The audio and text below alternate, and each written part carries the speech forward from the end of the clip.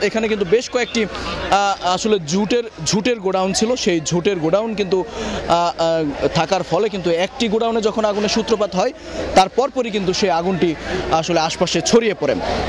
এবং আমরা দেখতে পাচ্ছি এখন আসলে ফায়ার সার্ভিসের পক্ষ থেকে যেটি করা হচ্ছে সেটি হচ্ছে কিন্তু যেই আগুনটি আসলে যেন ছড়িয়ে না পড়তে পারে সেই বিষয়টি কিন্তু তারা দেখছেন। এবং মাঝখানের যে আগুনগুলো জ্বলছে সেগুলো কিন্তু নেভানোর কোনো ব্যবস্থা নেই, কেননা আগুনের যে মাত্রা সেটি কিন্তু কোনোভাবেই কিন্তু এর ভেতরে প্রবেশ করার মতো কোনো পরিস্থিতি নেই। আমরা জানি যে গত কয়েকদিন আগেও কিন্তু ফায়ার সার্ভিসের আসলে বেশ কয়েকজন আহত হয়েছে। টঙ্গীতে একটি কেমিক্যাল কারখানায় কিন্তু আগুনের যখন সূত্রপাত ঘটে এবং তারপরই আমরা দেখতে পেয়েছি ফায়ার সার্ভিসের এর মধ্যে দুজন কর্মকর্তা কিন্তু নিহত হয়েছেন এই আগুনের ঘটনায়। আমরা এই মুহূর্তে যেমনটি দেখছি ফায়ার সার্ভিসের পক্ষ থেকে যেমনটি করা হচ্ছে যে আগুনটি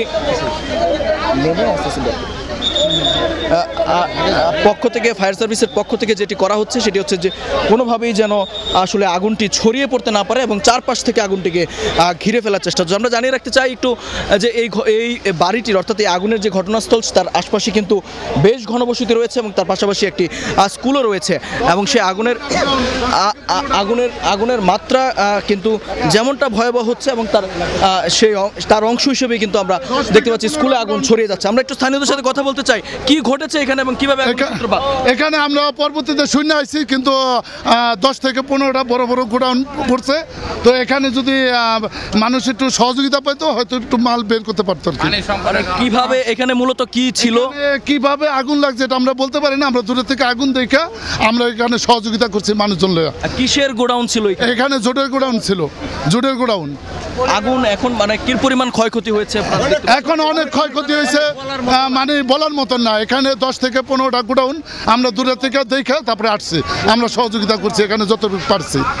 একটু জানিয়ে রাখতে চাই যে আগুনের যে ভয়াবহতা সেটি কিন্তু আশপাশে প্রায় 5 কিলোমিটার এলাকা থেকেও কিন্তু আঁচ করা যাচ্ছে, কেননা দূর থেকেও কিন্তু আগুনের তাপ সেটি কিন্তু দেখা যাচ্ছে এবং উৎসুক জনতা যেটি রয়েছে তাদেরকে আসলে ফেরানোর অর্থাৎ তাদেরকে সরানোর আসলে চেষ্টা করছেন যেই আইনশৃঙ্খলা বাহিনীর সদস্য যারা রয়েছেন, বিশেষ করে আনসার বাহিনী সহ প্রতিটি বিশেষ করে সেনাবাহিনী এবং বিজিবি সদস্যরা কিন্তু এখানে কাজ করছেন আসলে পরিস্থিতি নিয়ন্ত্রণে আনতে।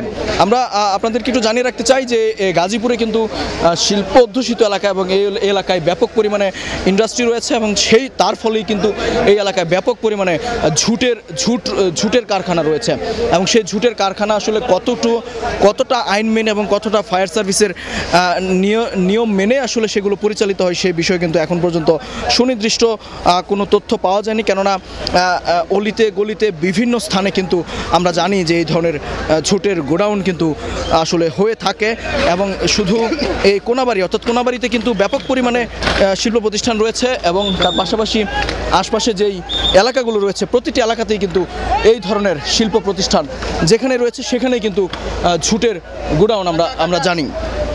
আমরা দেখছি যে এখন পর্যন্ত যারা আসলে